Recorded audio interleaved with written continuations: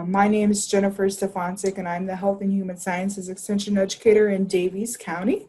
So welcome and thanks for joining us today. One of my areas that I specialize in with Purdue Extension is family resource management. So the holidays are fast approaching, and so we thought we'd spend some time today talking about planning for the upcoming holidays and how we can manage our resources to the best of our ability. Brooke is acting as our host today for me. She's an extension educator down in Pike County, and she joined us earlier in the spring, right? Winter time. So she's been on End staff. of February is when I started. End of February, almost a year. So great to have her with us today as well. So if you want to go to the next slide.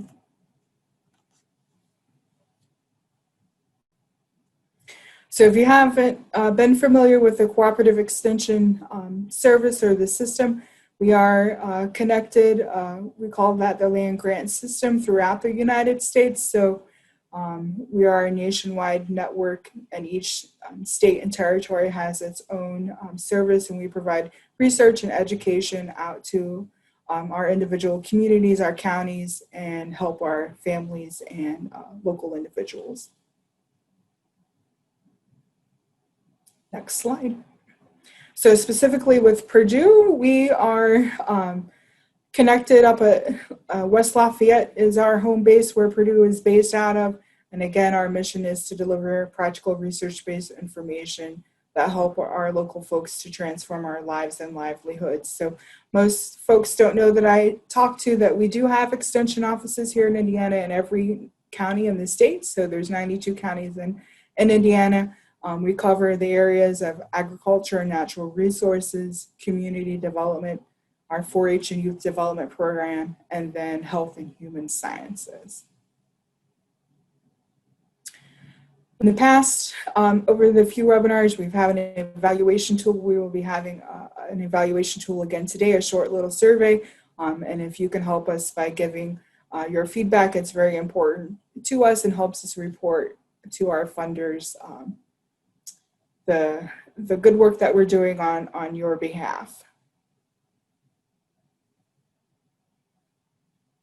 So we're going to jump into today's presentation, Curb the Urge to Splurge. And this slide here identifies the topics that we are going to focus on today. So we're going to be looking at identifying holiday marketing strategies, define our holiday goals if we haven't thought about that in the past, helps us give us some direction by identifying what we'd like to see happen, identify our needs and wants related to the holidays, and then creating some type of plan for our holiday spending and what happens when we overspend. So in the media, I don't know if you've paid attention, but there's commercials popping up all over TV now, even a couple ads maybe on the radio and on the internet of holidays and marketing, and we need to think about what are those retailers trying to tell us. So whether or not you realize it or not, they are trying to market a program to you, so or decorations or thoughts. So if you look at these two pictures with the homes, they look clean, they're cozy, they're nice and decorated. There's no decorations that have been left out. It looks cozy for a family event, but we also need to think about our homes and what we want them to look like. What is your sense of a holiday home? What should it look like? What do you try to find yourself trying to feel or make your house feel like, or make your home look like? So it's all about marketing and moving us to imitate what we are seeing, trying to get us to ultimately buy more things and get the feelings that they're portraying in holiday ads. Next slide. So if we think about children, the wonderment of the holiday season is best portrayed in our kids, right? So they don't see any of the behind the scenes things that where the kids get tired, we get whiny, exhausted. wild hopes of all the big things they like for Christmas, whether it's iPods or computers, toys and things that parents may or may not be able to afford. So no tormenting of their siblings, or no temper tantrums being thrown here in this picture, no fights over their homework, frustrations. So things we just need to think about. Ultimately, when it comes to our money, we don't see the frustrations over low bank balances or bills that just keep coming in. So in order to combat some of our things for the holiday season for overspending, we need to think about making a plan and getting ready for the upcoming season. So we're just at about 8 weeks before holiday celebrations will kick off. And we have Halloween here just around the corner as well. So if we're not careful, we'll find ourselves out of money and ideas really fast if we don't make a plan. So that's what we're going to focus on today, is making a plan. So to make our plan, one thing we need to think about is sit down and decide what's important to us, and think about our time, our energy, and our money. So if we're thinking about the upcoming holidays, we need to think about how much money can we afford to spend? Are you planning on using credit? And how long do you want to use that credit to pay off your purchase? Are you going to pay it off in 2 months? Do you want to pay that bill off in 6 months? Some tips or some things to consider. If you're buying things like clothes, we really want to try to pay that off in a month if you're using your credit card. If it's an electronic item, maybe like a television, we try to get that paid off in 3 to 6 months. And if it's something we can consume, like food, it's best not to purchase that on a credit card. If we think about our time, we want to think about how much time do we have to spend on the shopping, holiday crafts, decorating, partying. You want to sit down and look at your calendar and write down or pencil in the things that you plan to do, and want to make sure that you leave some open time for yourself for those last minute invitations or shopping or cooking.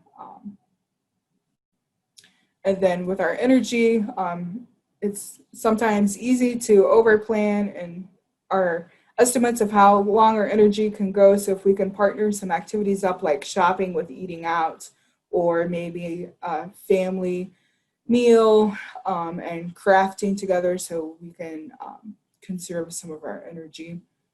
And when it comes to decorating, sometimes that can take quite a while, right? So if we have a tree and we got to put those lights on there and things, that can take 2 to 3 hours. And then if you try to have some of that done ahead of time, if you have little ones around or grandkids coming over, then they can help put the ornaments on it and save some time that way, and actually enjoy the decorating part by prepping a little bit ahead of time. So if we can get everyone involved in the planning and the preparing aspect, things will go a lot smoother. So, and then for our spending, we want to plan our spending carefully. We want to make a budget for our holiday, and then maybe try to cut that budget by about 30% and try to stick to it. So one thing you can do if you're tempted to pull out that credit card and use it, especially this time of year, is stick that card in a plastic container or a plastic bowl and pop that in the freezer with some water, let that freeze, and then you'll be less tempted to pull that card out and use it. Another system some folks use is what we call the envelope system. So they might make an envelope for each person you plan on buying a gift for, and then put money in that envelope to spend for that particular person. And when the cash is gone, you're done shopping. So that's another way that you can plan your spending, is using the envelope system. This time of year, our sales are coming up. We have lots of online opportunities this year, especially with COVID and Black Friday. More things are going to be online, so look for those good sales and look for free shipping. So one thing we may or may not consider sometimes is our shipping cost. and we do need to add that in as an actual expense into part of our budget. So those are a few tips there. We do have some handouts. These will be posted on our website that you can have access to that will help you make your plans. So here you can see a template for what a holiday spending plan might look like. You can chart out how much cash you have, how much credit you plan to spend, and then actually write out your gifts for your people, your craft items, etc. So just a way to help organize yourself. And then this sheet, we have a holiday checklist, so it can help you, again, keep organized a little bit when you're developing that plan. You can write in, this one is more centered around gifts, so you can write in the person's name and what you plan to buy them to help kind of keep yourself organized. When we think about, again, holidays and the marketing we mentioned earlier, we need to remember to think about what's most important to ourselves. We can't do everything, even though sometimes we think we're superheroes and we can do everything. It's probably not feasible for us to think about that. So think about trying to fit everything in. So we need to set our priorities now before the heavy part of the holiday season gets here, and find out what's most important to us. So we also have a handout to help you think about that and think about what things you may have missed or what else should be included on your list. We want to think about our time and our money. Are we spending our money and our time on the things that are most important to us, or the things that aren't very important to us? How does our family feel about what's important? So it might be good to sit down and have a family conversation about what's important to each person, and then how can you work together as a group or as a team to accomplish what's most important to you and your family.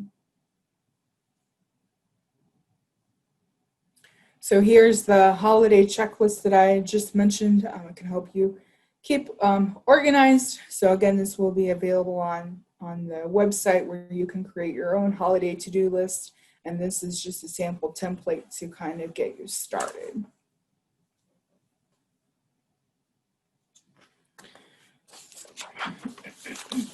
So here, again, back to that marketing. The holidays have been glamorized.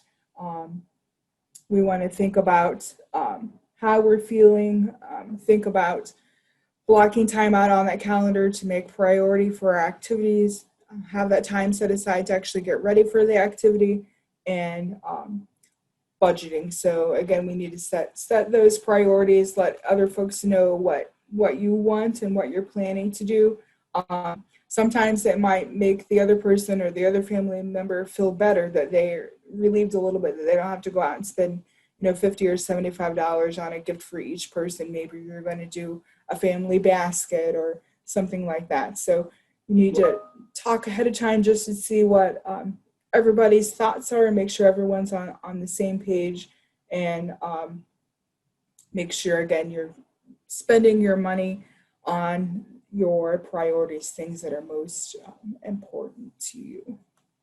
So with that, I'm going to take a pause here for a moment. If anybody has any questions, you can post those in the chat box, and I would be happy to answer those. And then Brooke is going to take over and finish out our presentation today.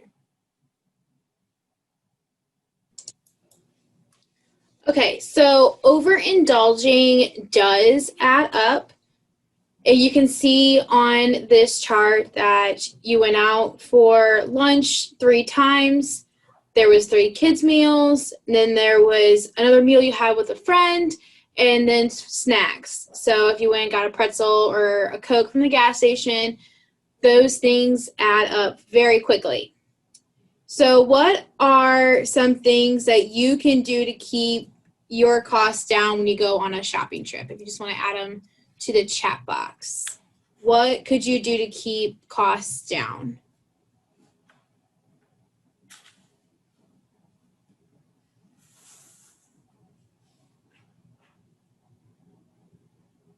Good. Yeah. Make a list, make a plan. Good. You can also bring your own snack. So have a snack in the car. Perfect. Yes. Pack snacks. Eat before you go. Good. And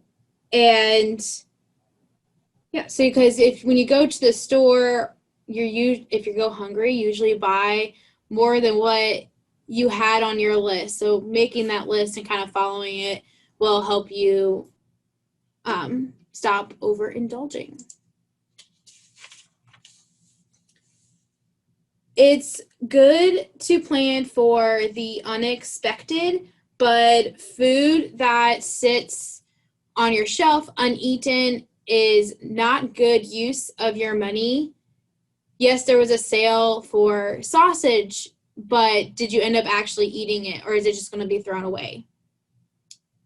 Snow is coming, but can you really afford those boots before the next paycheck? If you charge them and pay interest on them, then it's not a bargain. It can cost you plenty in extra fees. Did you pick up extra lights or ornaments, gifts that you could use for gifts, but then didn't, and then didn't return it for the money back? Wrapping supplies can add up quickly. So is there alternatives? Can you buy gift bags, say from like Dollar Tree, because those are cheaper? Or can you do like baskets? Say you got someone a gift that was like all kitchen supplies. Could you put it in like a laundry basket and put like a bow on it to where you're not spending money on gift wrapping?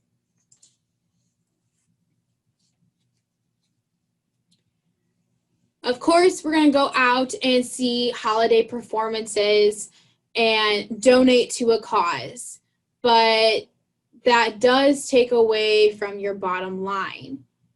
That fundraiser the class decided to do was a good idea too. Of course, you have to buy since you're sending your child into the neighborhood to ask others.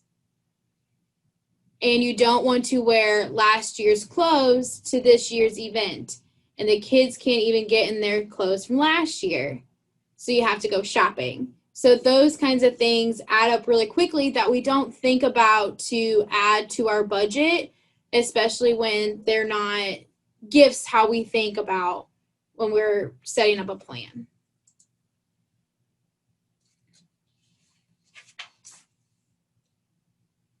Did you ever wonder why your money seemed to run out so fast in December? It's $5 here and $5 there, and soon there's no money left. Stay in control with a plan.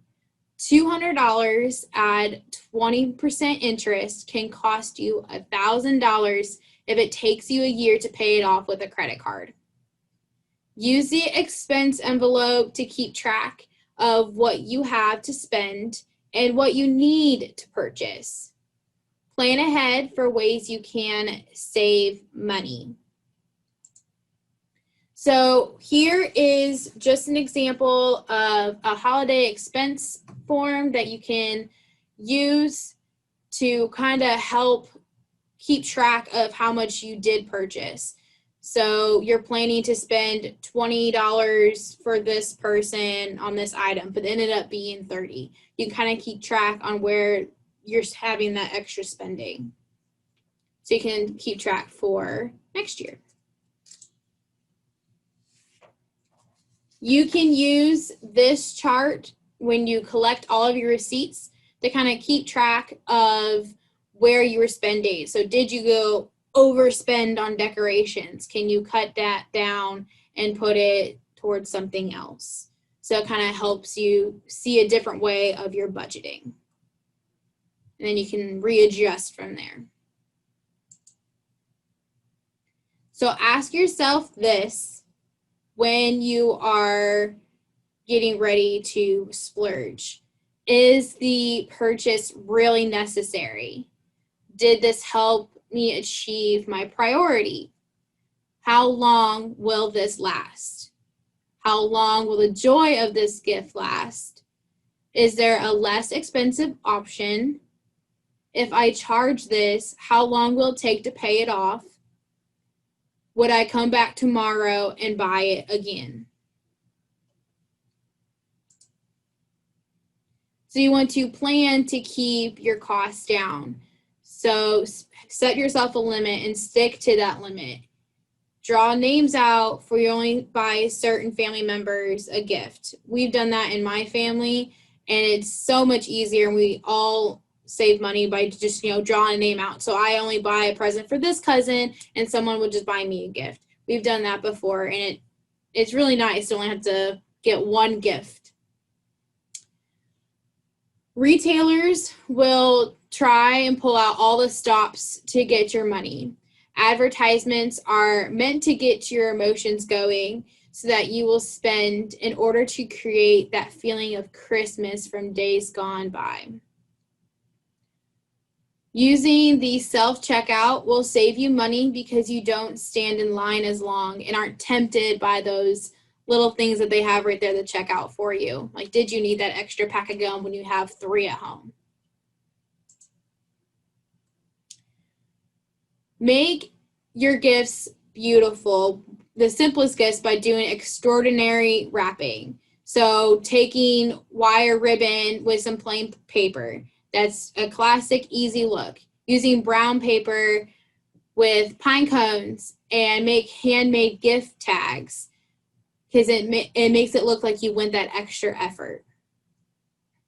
Look at the fancy wrapping in the stores and create some things just like it with feathers and glitz.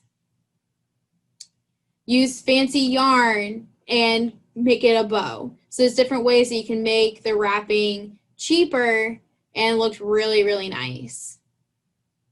Or let the kids help with making crafts and personalized crafts, or getting that brown paper and having them draw pictures on it to make it give like that personal touch. So here are some gift ideas that you can use that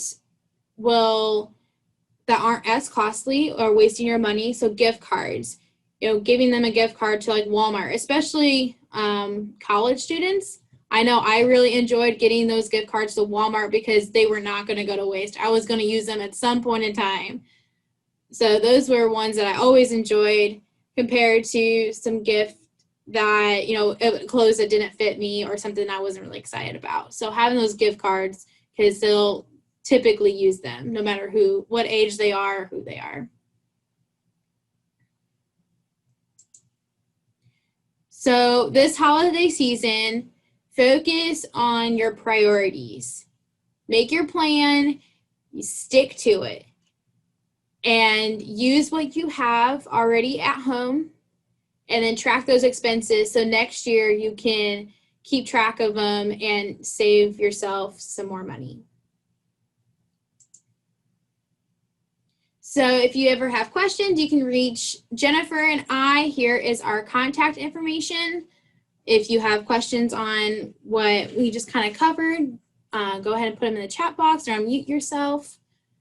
You can reach us. Those are both of our emails and our phone numbers to our offices. Next month, we are doing another web series like this for November, and it's over healthy, happy holidays. So not only is it cooking, but there's also like stress management and different ways to stay healthy during the next holiday season. Like Jennifer said at the beginning, if you guys could do this survey for us, it really helps. Your feedback really helps us so we know where we need to improve or tweak, or and we just like to see what you guys thought of the presentation. Like, did it help you? So I'll copy this and put it in the chat so you can, oh, never mind.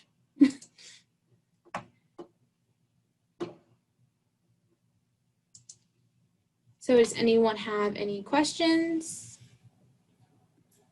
I was going to reach out to see if anybody had any questions, or if you have ideas that we didn't mention today.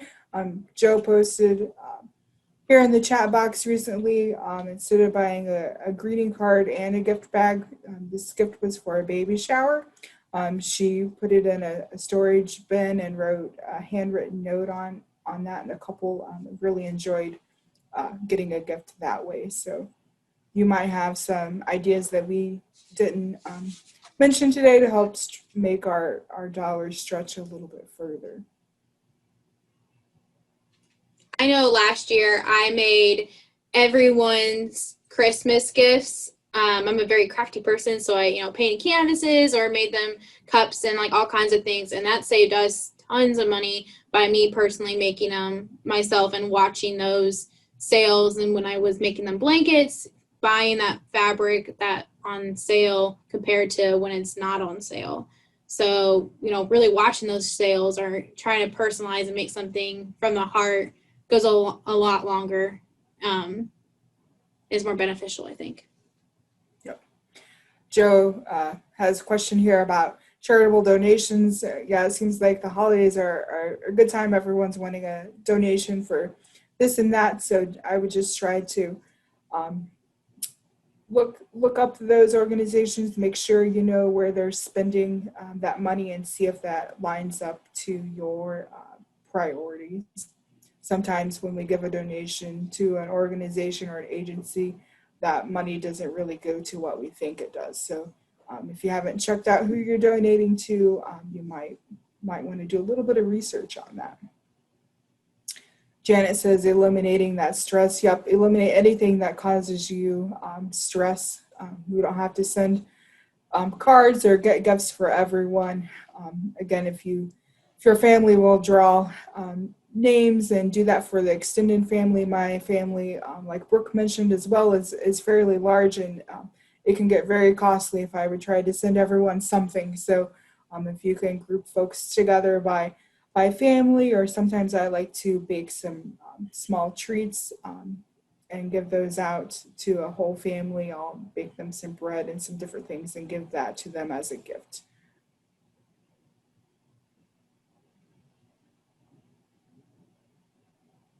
Great ideas.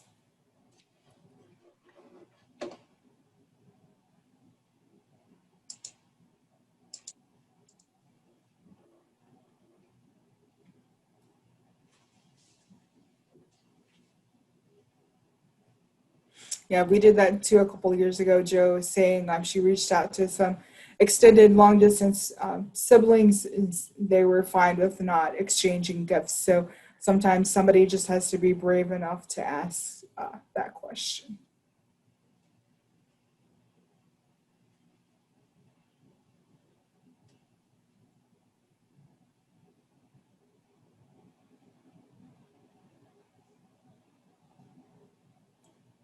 Hopefully you found the tips and things that we shared today helpful. Again, those handouts are posted on a website. You'll get the link to that here later today or tomorrow.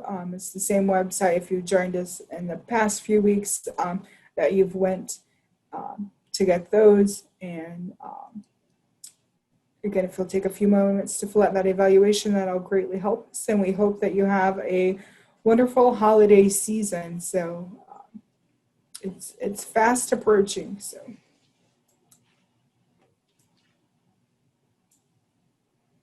with that, I think that's all of our slides for today. So we may give you a little bit of your extra time back today to spend on your lunch hour if you're on Eastern time. Anyway, you're getting close to your lunch hour if you're on Central time. So with that, I don't have anything else for everyone today. Again, we thank you for your time, and hopefully if you haven't signed up, you'll join us in November as well.